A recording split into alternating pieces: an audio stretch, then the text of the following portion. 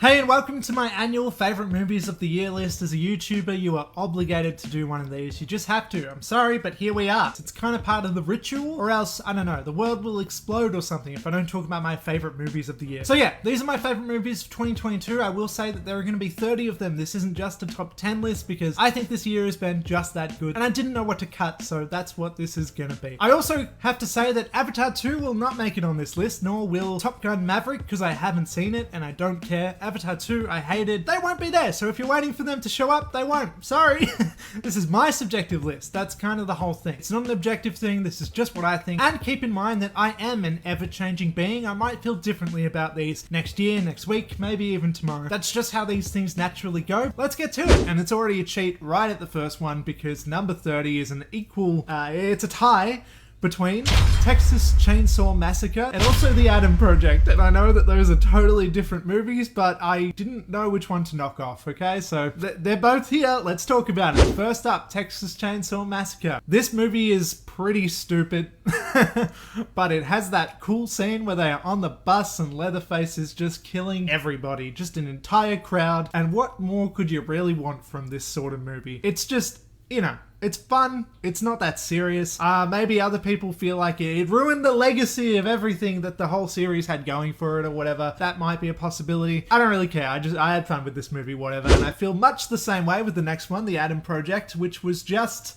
fun as well. That wasn't that serious either, but there's some time travel in there. I don't know, Ryan Reynolds is charming and funny and whatever, and I liked it okay. Also, I watched it on a plane, so just take my movie fan credibility away, you know? Just take it. Alright, next up at 29 is Doctor Strange in the Multiverse of Madness. I felt like obligated to keep this one on the list because Doctor Strange 2 gave us like some horror elements sort of with the Sam Raimi stuff, and I don't know, I thought Wanda's whole story there was awesome. Wanda was the best part of this film and, you know, is one of the best characters in the MCU all round, if you ask me. And I don't know, I like that there was a focus on her and she was the villain in this film, and that was cool too. I like when characters, you know, kind of change allegiance a little bit. It makes things interesting. The one thing I will say about Doctor Strange 2 is that it does not do enough with the multiverse stuff. I know there's that one scene with the, whatever they're called, Guardians. That's not what they're called. I'm thinking of Guardians of the Galaxy. I don't know, man, with the Fantastic Four guy and the rest of them. There's that scene,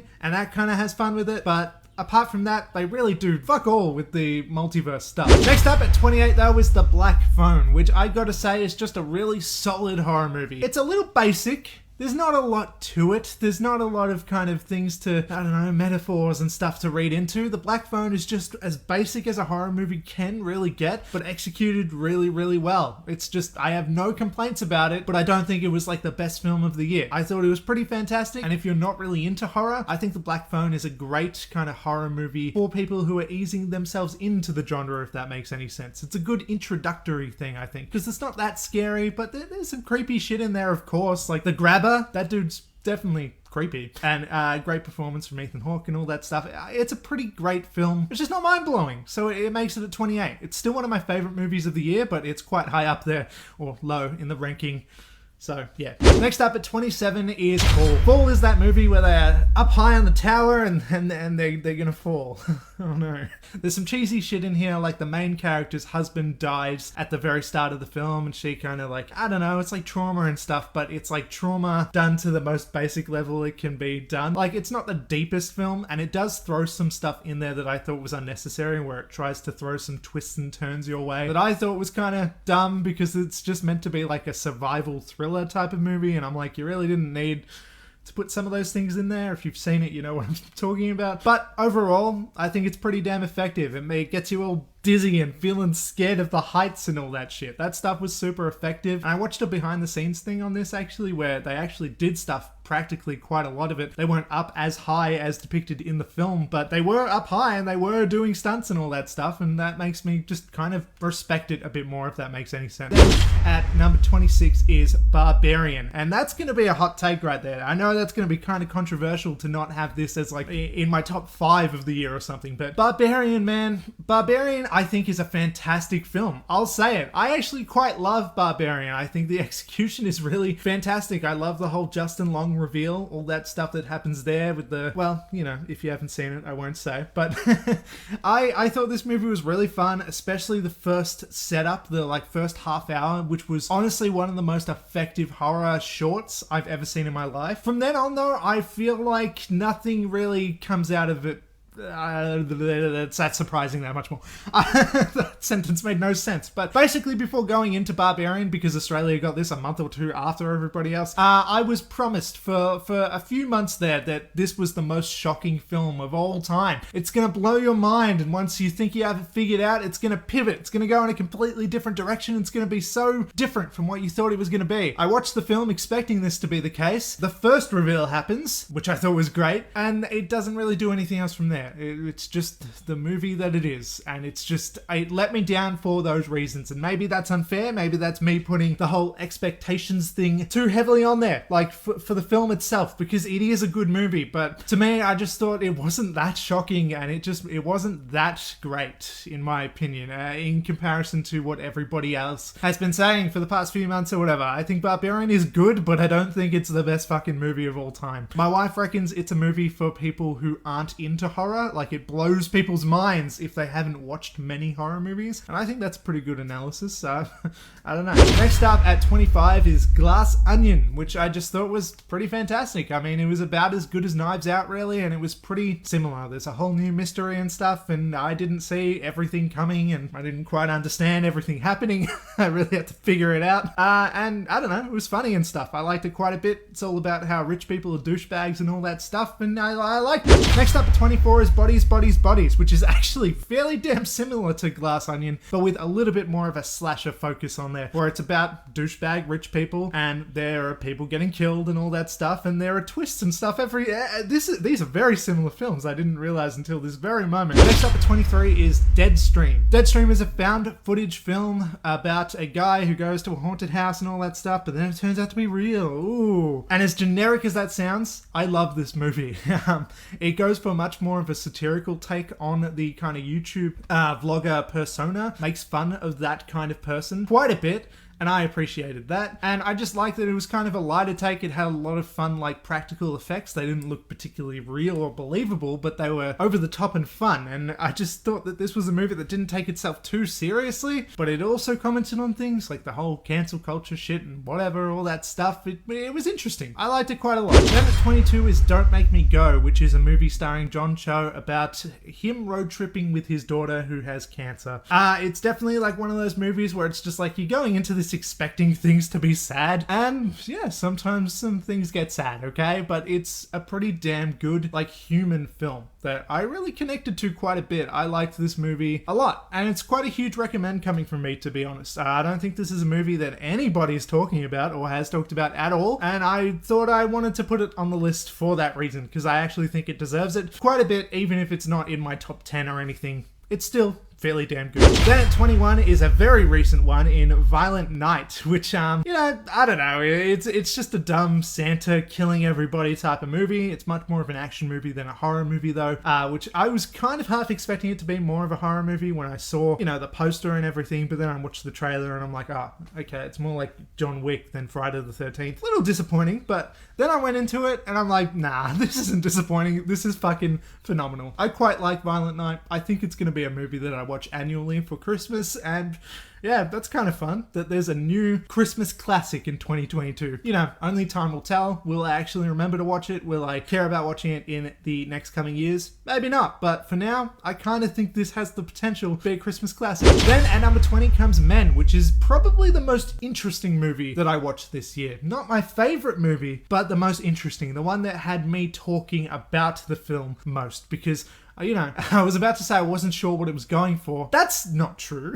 It was very heavy-handed, actually. It was very on the nose, very obvious what it was trying to say. But some of the metaphors and stuff and the intricacies of what it was trying to say, I think was a little bit more complex than people made out to be. I think a lot of people thought this movie was just saying, all men, every single man in the world is completely pure evil. I don't think that that is exactly what this film's saying, as a man made it himself. I think it's saying that every man has the potential to be dangerous, and we kind of have the power to choose to not be. But yeah, Men is definitely a very interesting film conceptually. It's very artsy-fartsy, I will say. It goes for some of the more very, very weird metaphorical shit, and it's not going to work for everyone for that reason. I appreciated that weird shit personally. Then next up at 19, and I can't believe it because I know a lot of people do not respect this film, quite as much as me anyway, but that is Ambulance. I fucking love Ambulance, man.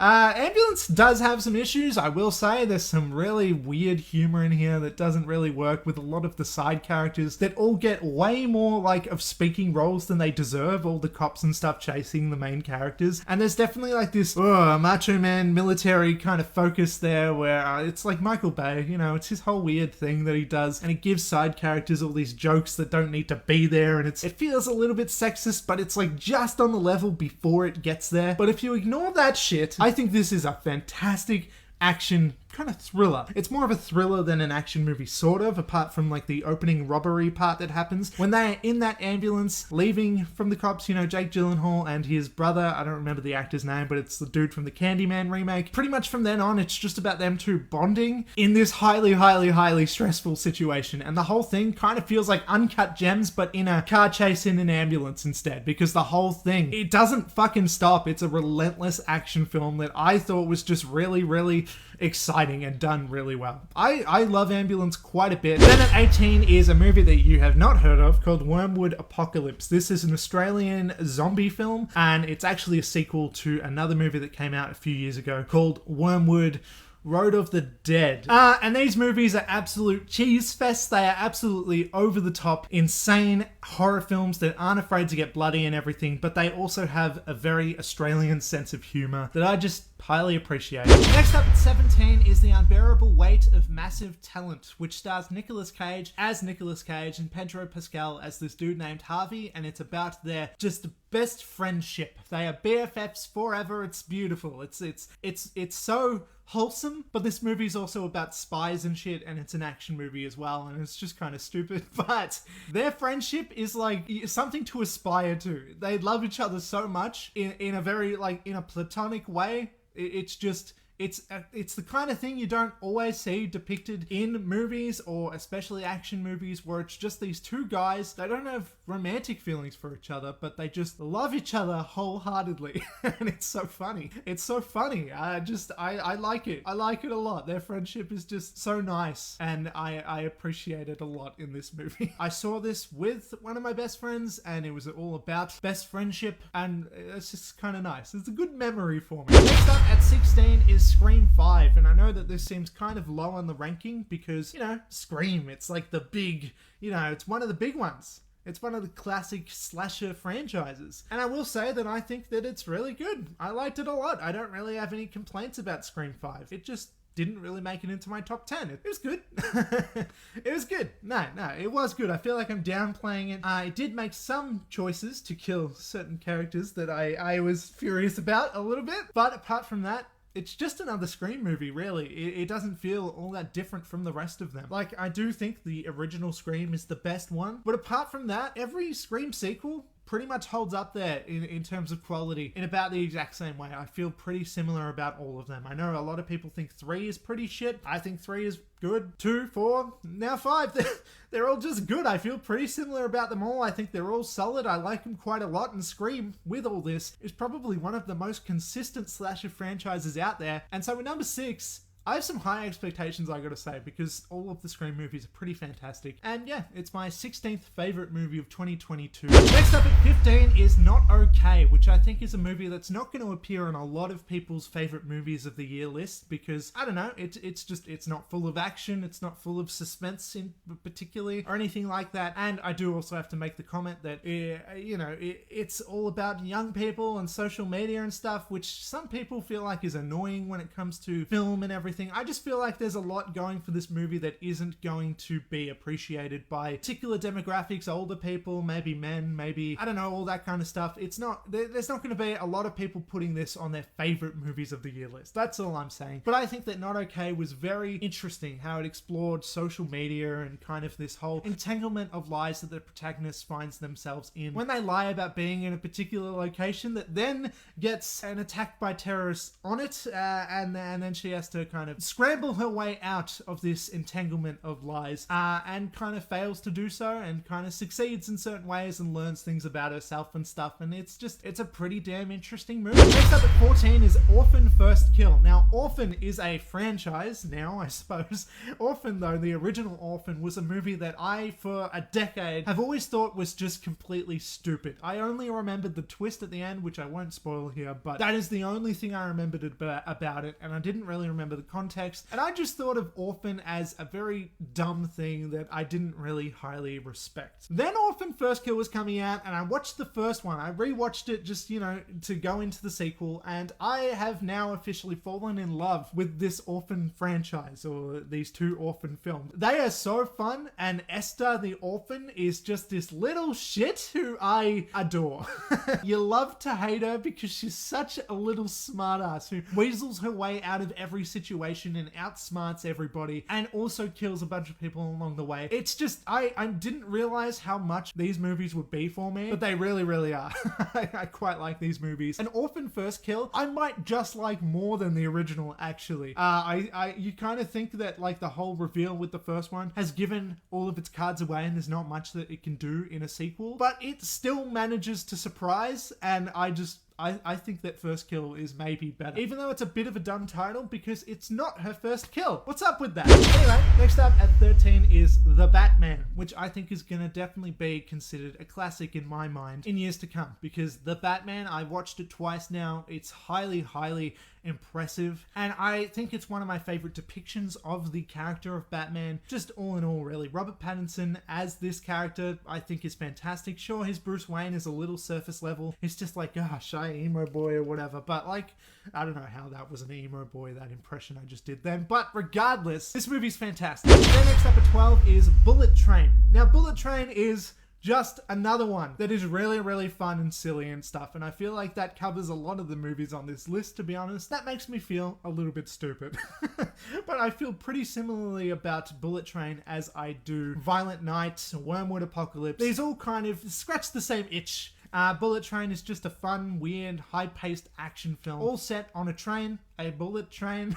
I really like how energetic the film is, how comedic it is, how it kind of manages to still pack some emotional punches in there, a little bit. It's got this one line in there that my wife makes fun of me for really liking, where Brad Pitt keeps saying this mantra to himself, where he says, hurt people, and I that stuck with me for whatever reason. My wife makes fun of me because she reckons that Bullet Train didn't make up that line. It's from something else. We don't know what, but it's from something else. But I liked it, so whatever. Then next up at 11 is Luckiest Girl Alive, which is another movie that I don't think is going to appear in a lot of favorite movies of the year list, but this one really, really hit me hard. It definitely goes in some deep, dark themes involving a lot of things, to be honest. A lot of really horrible things that can happen to people. And I thought it really explored those topics respectfully. And I really loved it. I actually gave this one 5 stars on Letterboxd. It really blew me away. The only reason it didn't make it into the top 10 is that I don't think it's quite as memorable as everything that is in my top 10. I think that it's a movie that I really, really love. And if I rewatch it, I'm going to really love it again. But I do think that if I don't rewatch it, I'm not going to remember it as much as like my next movie in the next few years. Does that make any sense? I just don't think that it's quite as memorable. It's not going to hold as strong in terms of cinema history. So it just makes it not into my top 10, but I still think it's a 5-star movie. So if that makes any sense, that's how I feel about it. That's how I rationalize where it is. Before I do the top 10, let's talk about the honorable mentions, shall I? First up is Jurassic World Dominion. Shut up. I liked it. I don't really understand all the hate. I think it's fun. Then next up is The Stranger. This is a movie that's on Netflix that has Joel Edgerton in it, and it is about this true Australian crime that happened 20 odd years ago or something. And it's very respectful when it comes to telling the depiction of that true crime, where it shows the criminal as just a douchebag, a complete creep who you do not like, do not trust, and it doesn't exploit the victims in any way. And I really appreciate that about this movie. And I also think that it told its story in a very unconventional, surprising way. You don't really know what it's going for if you don't know the true life story going in, which I didn't. And you don't really know what it's going for. You don't understand what's happening until you do, until it clicks. And I think it's a really interesting movie that I highly recommend. And now that I'm even talking about it right now, I kind of wish I had this in my top 30 list. This is better than the Adam Project. Fuck it. This goes in. This can be number 20 again or some shit. I'm not like screwing with the entire list again. Who can be fucked? But The Stranger is fantastic, and that's getting promoted somewhere. Okay, consider that to be a higher one than I've put it here, and just in honorable mentions. Fuck it, swap it out with the Adam Project. Fuck you, Adam Project. The Stranger can be number 30. Okay, number 10, and this is the one that is going to be on everybody's list as probably number 1. Okay, everybody else's list is going to be 1, Top Gun Maverick.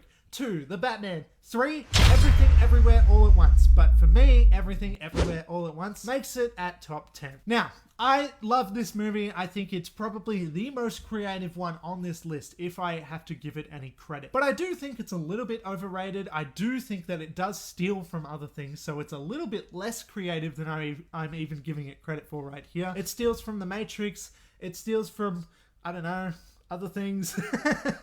I can't think of the examples right now, but I know that it does. But even so, this is a movie that is so much more emotional than it has any right to be, and it just does everything pretty much as perfectly as it could. It seems like a really silly movie, but there's moments that feel so serious. There's moments that feel like they really fucking matter. And then there are moments where they are having kung fu fights and stuff in the tax office, and it's all silly. She's going into different universes, learning shit. She's got sausage fingers in one of them, and then the reveal where Jamie Lee Curtis is playing the piano with her normal feet despite her sausage fingers. It all sounds so stupid, but this movie really moved me as well. It's really, really impressive, and I love that it got so much attention this year, because it definitely is one that deserves it. While I do feel like I got a bit sick of hearing about it, because I do, like, it makes me think it's a little bit overrated when I hear over and over and over and over and over again how amazing it is. But if anything deserves it, it's probably Everything Everywhere All at Once, to be honest. But next up at number 9 is Smile. Smile is a movie that I know a lot of people aren't going to really give the time of day, because it seems like one of those jump scare fests that's just completely empty calories bullshit that's for teenagers to go and scream at. And that's about it. But I think that there's actually a lot more to it. And I also think that, fuck you, there is an art to effective jump scares. I don't think that there's anything wrong with saying that. I don't think that there's anything inherently wrong with jump scares either. I think that if they are done well, props to you, movie. If they are just cheap, if they are just false jump scares where it's a cat or whatever, or if they are just sudden sound and that's the only thing that makes it scary, sure, that's bullshit. But I don't think that Smile does that, apart from a few scenes anyway. For the most part, I think that Smile really builds up its tension really, really effectively, and isn't afraid to take things kind of slowly and not just jump in your face every 2 seconds. It has a really creepy atmosphere to it, and it's all about the main character really delving into madness, or at least being worried about delving into madness, not being sure if that's what it is, or if her paranoia is growing about something that is really happening in reality. Smile to me is just really effective when it comes to filling you with a sense of dread. I honestly thought that Smile was the scariest movie that I'd seen in cinemas since Hereditary. There was this one scene where they see somebody just in the hallway of their home, just a shadowy figure. You're not sure if they're even actually there. You kind of lean in, and yeah, there's just moments like these that give me chills, that makes me think that Smile definitely deserves to make it into my top 10 list. And I love it. I love it quite a bit, and I think it's up there with the Insidiouses and the Conjurings of the world. I know those aren't the most highly respected films to a lot of other people, but to me, that's saying something quite complimentary to Smile. Then next up at number 8 is another movie that you probably haven't heard of called Sissy. Sissy is another Australian horror movie that's kind of like this weird anti-slasher. It's a slasher movie that's kind of backwards, and I don't really want to explain what I mean by that, because it's sort of a surprise what it does. And I think it's really creative, and I also think it's really, really funny as well, and that's what I really love about Sissy. Think Tucker and Dale versus Evil. If you've ever seen that movie, Sissy has kind of similar vibes to that, and it's also another movie like Bodies, Bodies, Bodies, in that it commentates on Gen Z, young people, social media, and all that stuff, and I really like movies that do that, okay? It's time to just say it. If a movie is about social media, I'm probably gonna like it a little bit more than if it's not. I suppose. I think it's hip with the times. It's now and wow. What the fuck am I saying? Look, Sissy is a huge recommend from me, and yeah, easily one of my favorite movies of the year. And it's minuscule as well. It made like, how much money? I don't know, I didn't look it up, but I imagine not that much. And it's a movie that really, really deserves to be seen, and I hope more people do. Please, if you see this video, if you're watching this right now, look up Sissy, see if it interests you, and even if it doesn't, maybe just give it a go anyway, because it might pleasantly surprise you. I think it's great. Then, next up at number 7 is Fresh, which is another movie that feels very similar to quite a few of these in that it builds up the tension. It's kind of a horror movie and everything, but it's also sort of comedic as well, and it's another just fantastic horror movie of 2022 that starts off being something else and then delves into a darker side of itself during the second half, which is much like Barbarian, but I think that Fresh did it better, even if it didn't hide that it was going to do that quite as well as Barbarian in certain ways. I think that Fresh did it quite a bit better in terms of its shift in tone. That's just my opinion. I've watched it a couple times now, and I just think it's pretty fantastic. The next up at number 6 is Don't Worry Darling, and fuck you if you don't like Don't Worry Darling. Not really, you're allowed to, and I'm in the minority here, but I do not understand the hate for Don't Worry Darling. Everybody's going fucking crazy for Avatar 2, right? Avatar 2 is the best fucking movie ever, right? And everybody thinks Don't Worry Darling is the shittest shit. But fuck you, I disagree. Don't Worry Darling, I thought was pretty damn fantastic. I thought that the kind of tone that it went with the fake horror-ish feeling 1950s aesthetic is just cool. I like that. I love the Fallout games. I got a new tattoo since I shot the last video, I think. Anyway, I love that kind of aesthetic to it, and Florence Pugh does fantastic in this movie. I don't understand all the hate for Don't Worry Darling. I really don't. Harry Styles was fine. I don't get how everybody thought he was like absolutely just completely atrocious and ruined the entire movie. I don't get it. Was he the best actor in the world? I don't know, I'm not really good at detecting that. But I would argue no. I thought he was fine. I thought he was good, even. I don't know. I think Don't Worry Darling is another movie that honestly is a 5 out of 5 kind of movie. Maybe I'm dumb. Apparently I am, because most people disagree with me, but you know, Don't Worry Darling, Avatar 2, woohoo, way down, way down. Top 5, number 5 is Emergency. Another movie that I don't think is going to make it on a lot of people's lists. Emergency is a movie that is very much Fruitvale Station mixed with Superbad. It is about teenagers who kind of speak like real teenagers, but they also find themselves in a very bad situation that looks really bad for them, if that makes any sense. And basically, you're just really worried about these main characters, and you really want everybody to just be okay. It's very tense, but it's very light-hearted in some ways as well. It kind of manages to be both, and yeah, I think it's phenomenal. I think it's easily one of the best movies of the year, and I think that if you have not seen it, please give it a go. I raved and raved and raved about it when it first came out earlier this year, because it is one that everybody should watch. But I don't think that many people did. Next up at number 4 is a movie that a lot of people, at least in my horror circles, watched, but probably not a lot of people outside of that watch. Terrifier 2. This is a movie that everybody was talking about in October and some of November. It's a movie that I think a lot of people are going to forget about. I think it's a movie that is not going to be hugely remembered by a lot of the outer circles anyway, in terms of like not being a big horror fan. No one's really gonna know about this movie, but for the horror fans, this became an instant classic, an instant Halloween classic that a lot of us are gonna watch every single year. Terrifier 2, you know, is it schlocky? Yeah, of course. You know, is it campy and overly gory and all that stuff? Yes, and it leans into it.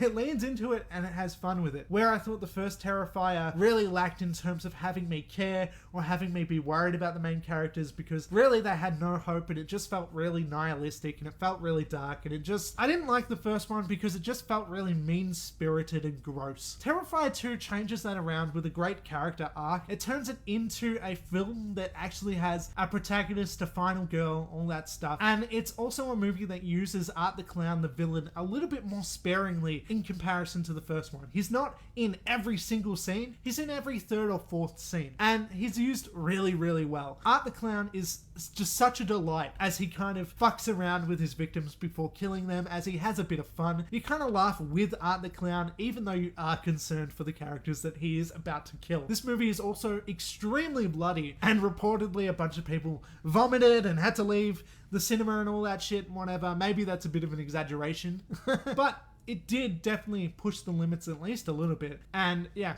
I had a lot of fun with this movie. I thought it was about as good as it possibly could have been. And I went into this not really expecting much because I hated the first Terrifier movie. Terrifier 2, though, became an instant classic. Next up at number 3 was X, which is a movie that pretty much everybody that knows anything about A24 films was talking about for the whole year, basically. Nobody's really shut up about X. And I think that it is really, really a depiction of what horror can and should be. And I'm looking forward to more films like it coming out in terms of it being, you know, not afraid to lean into the campy side of like 80s slashers and stuff, but having a lot more to say than just, the killer's gonna get us. This movie is really, it's really all about dreams and the failure of those dreams coming to fruition. And it's really all about beauty standards and how everybody is pretty sexist when it comes to that stuff. It's about how when women especially get older and become less, you know, stereotypically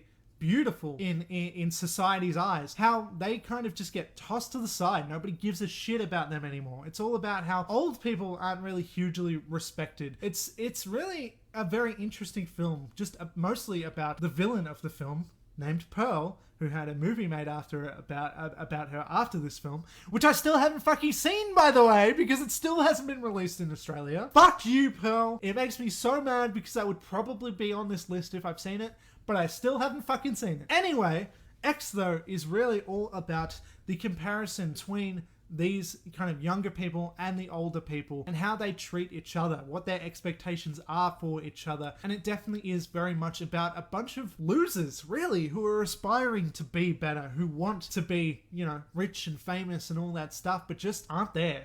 And there's something tragic about X. There's something really sad. There's something very honest about it. But there's also many scenes of just like straight up strong violence and stuff, and scenes that are like very leaning into the campy side of horror and everything. It manages to do both. It manages to be a lot of different things. And I think that it's just a really interesting movie, up there with some of the other best ones that I saw this year. Like the one that I mentioned that kind of didn't make it on the list, but kind of did, The Stranger. It's one of those movies that just, it gives you a lot to talk about afterwards, and it really kind of makes you think about, yeah, this standardized idea of what beauty is and how important that is in reality. Hey, so I just wanted to add, since shooting this video, I've actually seen Pearl now. I found a way outside of the Australian barrier, and yeah, I absolutely loved it. Is it as good as X? I'm not exactly sure. It's not a slasher movie. That's a little bit disappointing, but overall, no, I really loved this movie. I gave it a 4.5 out of 5 on Letterboxd. While I think that we already had all the information about Pearl herself anyway, it was all really established in X anyway, I did find it fascinating to watch it kind of play out and kind of learn a little bit more about her character and just see the tragedy of this character really begin. You really kind of see the insanity come out, but you kind of feel bad for her even though she does bad things as well. I just really love that character and that story. She was the best part of X, and so it was interesting to see a movie that was just focused on her. But yeah, it was maybe not like super necessary, but like, what's that mean? No movie is necessary. I thought it was really well done. I loved it quite a lot. I think I liked X more, but I'm gonna say that they're about on par, and I'm gonna put Pearl here at tied number 3 as well, just for simplicity's sake for this list. Yeah, so it makes it into my top 30 because I really did love Pearl quite a lot, and I think that, you know, the whole monologue thing was incredible. Mia Goth is great in it, and the smile at the end credits with the smile, oh my god, that I love that. And I also love the kind of fake happy aesthetic and everything, you know, with the backdrop of the just tragic story of the character and the violence that ensues as well. Like, this still is a horror movie. It's maybe a little lighter on that. It's more on the drama side, but it still manages to fit some horror in there as well. And Pearl as a character is terrifying, is sad and sympathetic. It's kind of hilarious at times as well. There's a lot to this character, and there's a lot of layers to this movie, much like an ogre. And I don't know. Look, I just wanted to add this tiny part in this video, and this is going for too long, so that's all I have to say. Pearl is a great movie. Back to past me. Then next up at number 2, turning things around, Turning Red. That's right, Turning Red, the Disney film Turning Red, about a little girl who turns into a giant red panda, and it's adorable. This is the most adorable 2022 movie, I will say. I think so. And it makes me laugh so fucking much. It just makes me laugh. I mean, the little girl being a red panda, she sees a guy that she thinks is cute, and like a cartoon, she stamps her feet and goes, "Auga!" And what? As if a movie did that.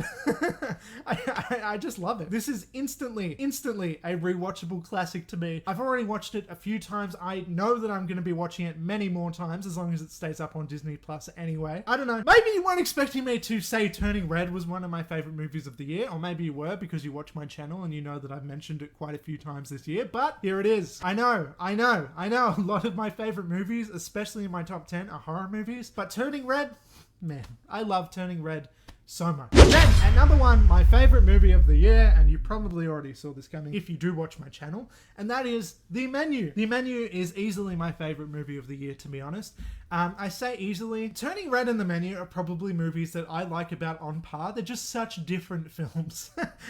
They're really incompatible. You can't compare them. But The Menu I'm putting as number 1 here. I think that it is a very interesting movie. Again, like a lot of movies on this list, obviously. They're all interesting to me. But yeah, this was the one that executed the whole eat the rich sort of thing a lot better than other ones did, where it made fun of like rich douchebags like Glass Onion and Bodies that, you know, did it effectively, but did it on a pretty surface level. I think The Menu went down a little bit deeper and showed the difference between servers and the served, and it kind of turns things upside down, where the victims of the film aren't always who you think they are, if that makes any sense. And I also thought that just the whole rivalry between Rafe Fiennes and Anya Taylor-Joy is just iconic. It's so damn good. It's so damn good. And I love the effectiveness of little items in this film, like s'mores and cheeseburgers, that becomes so much more. Also, something else that I love about The Menu is that it has given me and my wife something to say whenever something goes wrong, and it's actually starting to work a little bit. Where if something goes wrong or something stressful happens, the explanation now is it's all part of the menu, because that's what they constantly say throughout this movie, where they're like, "Oh no, this thing is happening, we're in danger," or whatever, and they just say, "Don't worry, it's all part of the menu." And so, I don't know, it kind of works a little bit. Just explaining to myself, don't worry, this is meant to happen when things go wrong. It makes me feel a little bit better, and it's a bit of a joke that me and my wife keep saying. And I don't know, The Menu gave me that little bit of interactivity as well. So there you go, The Menu, the film The Menu. I appreciate you. I think that you are the best movie of the year. That's my list. That is my list. And that's about all I have to say. That is my list. Please let me know what you think about it. If you agree, disagree. You can't really disagree. You can have your own list, but you can't really tell me I'm wrong about my own list. But it doesn't really matter. If you do disagree, tell me anyway. And that's all I gotta say. So please, before you go, do the things. Subscribe, like, comment, share, subscribe, all that shit. And for now, I'm outie. Goodbye.